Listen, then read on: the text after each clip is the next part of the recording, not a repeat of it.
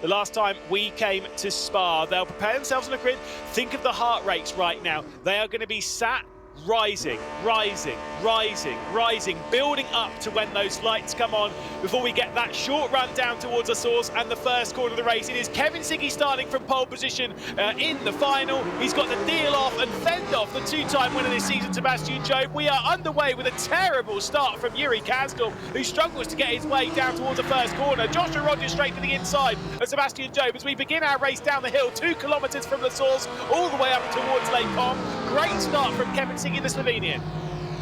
Yeah, it is. It's single file for the front drivers entirely. In fact, through Eau Rouge for the first time. Up the hill they go in towards Lecom. There's big pressure though on Kevin Siggy right now. Here goes Sebastian Job. Here goes Josh Rogers. Is it going to be 3 wide or is Rogers just going to take the back seat for the moment? No! On the grass he goes. Goes for the lead, just Josh Rogers. It's all going to funnel down into Lecom. Sebastian Job round the outside will take the lead. Yeah, Thomas Tattler getting himself involved, so it's still going to be the top 3 being held. A look to the inside from Marcel Cincic on Kaiki Oliveira as well. Sebastian Job then to the race lead. Kevin Siggy, Josh Rogers, Thomas Tattler, Kaiki Oliveira, Marcel Cincic, your top 6. But everyone else behind is really involved in this fight, with the exception of Yuri Kasdorp after his issues early on. This is a little bit of elbows out driving. Johan Hart and Lasse Sorensen. Big slide there for the Apex Racing team driver. Dane Warren knocking at the door, not fulfilling the prophecy that Mitchell de Jong pushed out earlier, that maybe we would see a 1-2 for Porsche Commander. I think that was all ripped apart when Dane Warren got a slow down in qualifying, and that put him towards the back of the pack.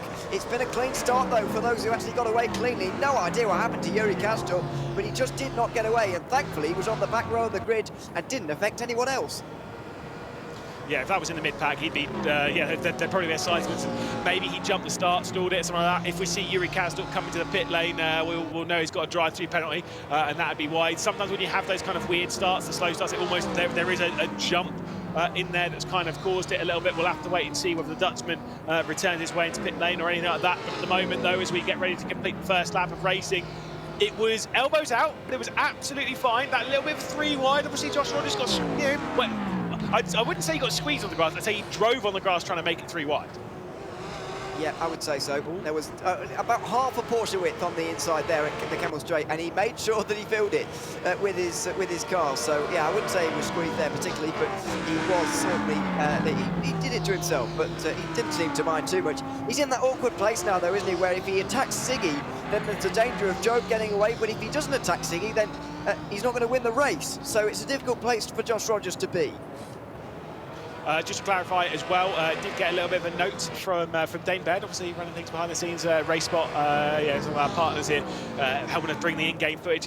No jump start for Yuri Kasdorp, just a weird slow one. So there's no penalty for him, so he can still get himself involved in the fight, get himself involved in the points, you know, getting more points, more prizes for him, and hopefully again settling his position when it comes to moving through. They head their way down into Lake Com. Of course, Sebastian Job then comfortably able to hang on to the race lead from Kevin Siggy. Joshua Rogers, I think, lifted a little bit earlier, not wanting to get involved in the fight straight away. Kind of makes sense. You don't want to go you know, straight on the inside of Kevin Siggy and then pull yourself right off the back end for Sebastian Job. Sometimes patience is the big thing in this race, and drivers like Josh Rogers absolutely know that.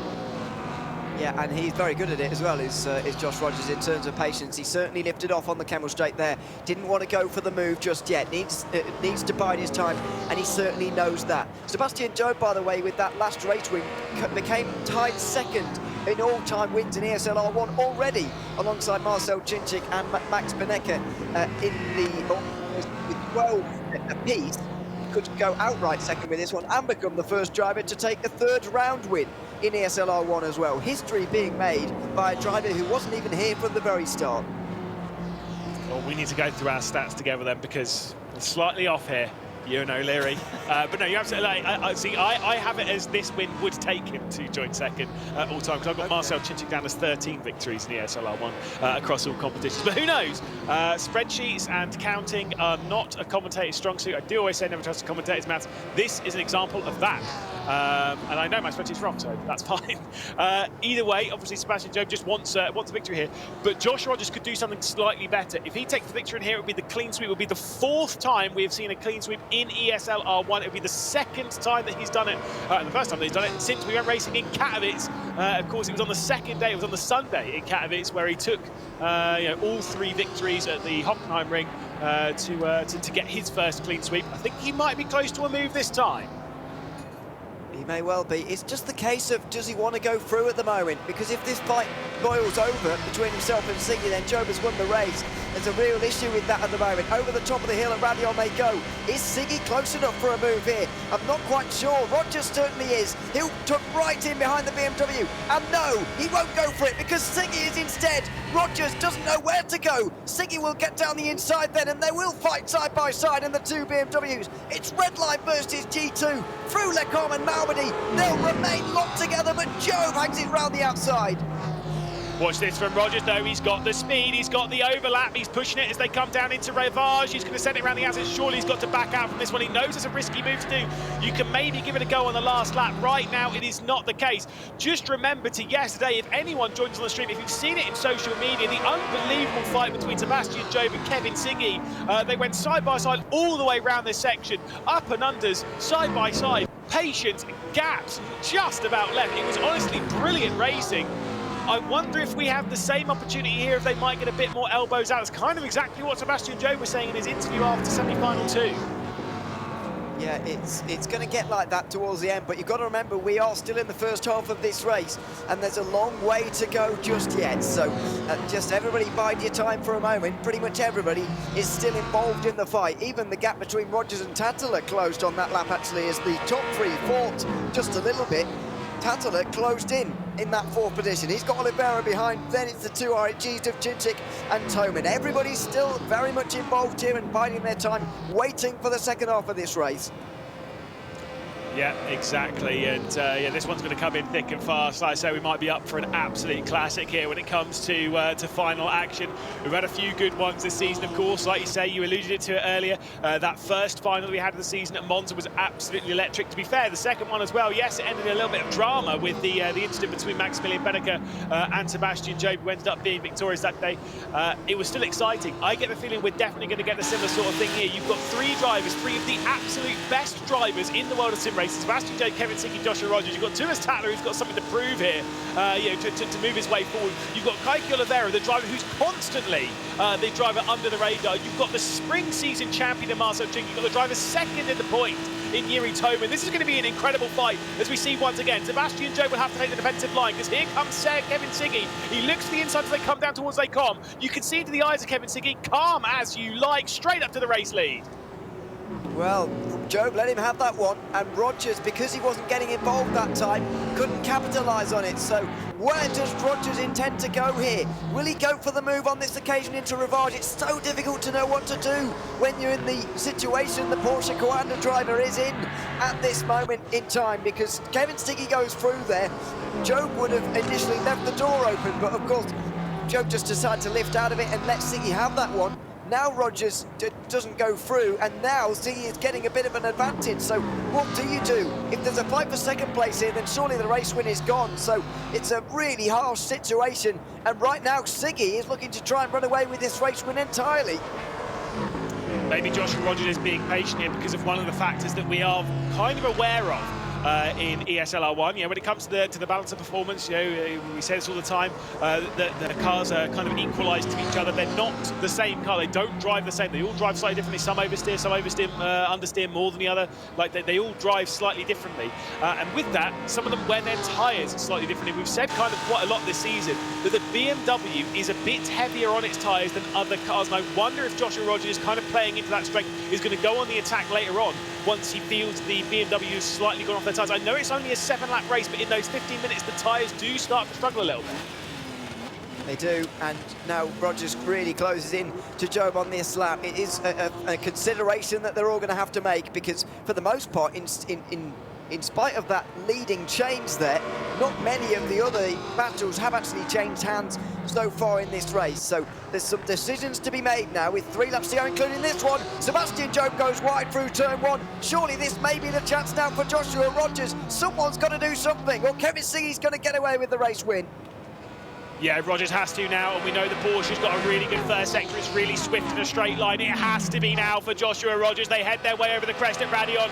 Big curve being taken. Sebastian Job is feeling the pressure against a driver he's battled time and time again in the world of sim racing. Kevin Siggy is starting to check out. Here comes Joshua Rogers. And to be fair, it might be in Sebastian Job's best interest here not to fight Joshua Rogers too hard, unless he has aspirations of allowing Kevin Siggy to take this victory. The pair of them are going to go side by side, and it is going to be a gap that's getting bigger and bigger for the race lead. Big slides from Sebastian Job, who hangs on the second.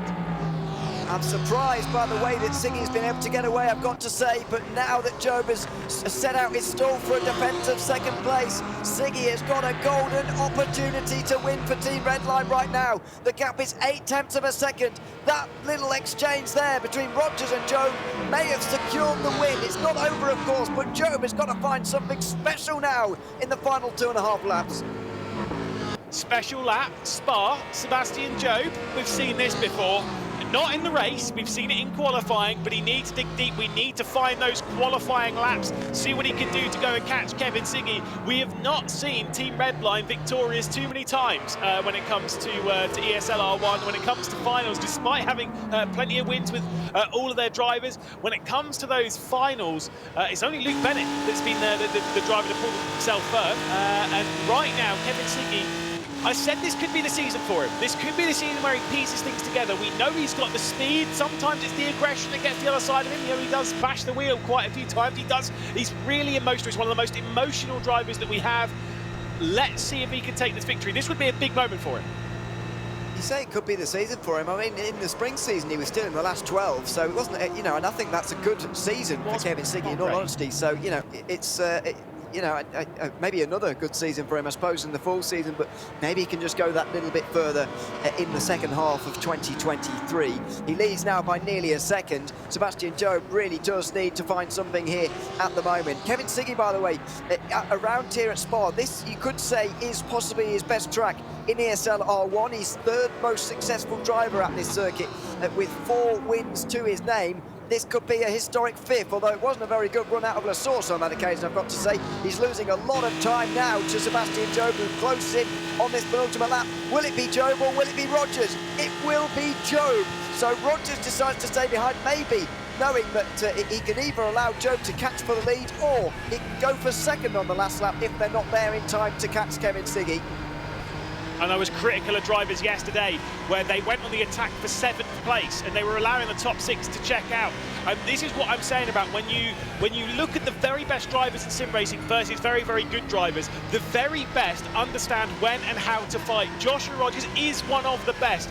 He doesn't care about finishing second in this race. He only cares about taking the victory. He is playing his cards at the moment to put him in position to try and take a victory. Yes, he's got to do a lot of work on that final lap, but it's better giving yourself a chance to win than going after second and losing anyhow. Yeah, it certainly is. Kevin Siggy there, I'm sure, made a mistake into La Source because he lost about half of his advantage, but over the course of the middle sector again, he's just extended it out by a couple of tenths of a second. And I've got to say, I think both BMWs are starting to struggle on their tyres just a little bit more. You can see Rogers and Tantala right up behind Job, and you can see Kaki Oliveira not quite as close to Tantala as he was previously as well. These BMWs may be starting to slip, and Lasse Sorensen's not as close to the REGs either. The BMWs may be the factor in this one as we go down towards the bus stop chicane for the penultimate time. I'm just not sure this gap is close enough. I know there's a big slipstream on the way down here, and there'll be another one on the back straight, but is it enough? I'm inclined to say no at this stage with a lap to go. Well, we'll have to wait and see, unless we're going to get an unreal middle sector from Josh Rogers, unless he can work his way past Sebastian Job. I get the feeling Kevin Siggy is safe from the field. That gap sits at 0.6 of a second. We cross the line. We start the final 7 kilometres here in round 6 of ESL R1. Kevin Siggy holds the advantage. Sebastian Job behind. Any mistake now, and the door will be open. They head their way down the hill, and once again, it doesn't look like it's been a particularly good drive from Sebastian Job off the first corner. No, it really hasn't. Josh Rogers is right up behind now. There's going to be no waiting around. There's no point anymore. It's the last lap of the race here, lap 7. His run over Radion wasn't quite so good. You can see him muttering away to himself. I don't think he's very pleased. And will there be a late dive? Maybe not. He was close previously. No longer. Josh Rogers is going to have to do something late on, and it's not going to happen for him as Joe breaks super late and puts that pressure on Kevin Siggy for this last lap. How did Sebastian Joe pull that up to the apex of the first part of Lake Com? He was so late on the break, so deep onto it. They're side-by-side in the background between Kaki Oliveira and Marcel Ginchik. Let's see what's going to happen between those. The R8G duo that have looked so strong in ESL R1 are trying to work their way past Kaki Oliveira and Marcel Ginchik up the 5th position. Yuri Toman trying to get to the outside. Contact between the two. Nearly goes off the road through No Name. Opens the door for Lasse Sorensen to come through. And Yuri Toman is not going to be pleased about that because Johan Hart is making his way through well. On the outside, who on will go the Czech driver. It's going to be fantastic from Yuri Toman. If he could just squeeze Johan a little bit more, no. He'll be pushed out wide and they'll go side by side into Pip-Pap. This is the racing we've been waiting for. It comes at the very end on the last lap. Wow. Yuri Toman looking to hold on to places as Lasse Sorensen's pushed wide. Johan Hart goes around. A scream and a shout from Johan Hart, but he drops to the back. Frustration as well. He will finish 12th. Yeah, there's not going to be too many points for Johan Hart. He'll finish in 12th position, unfortunately, after getting very elbows out. There's a look at him in the bottom right.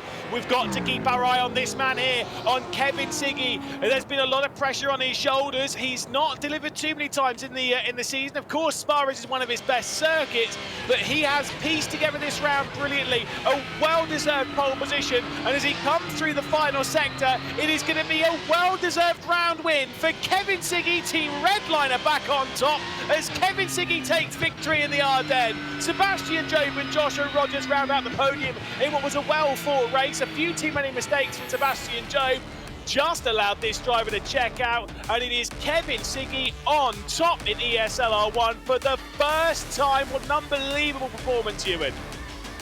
And only 5 points dropped along the way as well. The winner in the knockout round, second place in his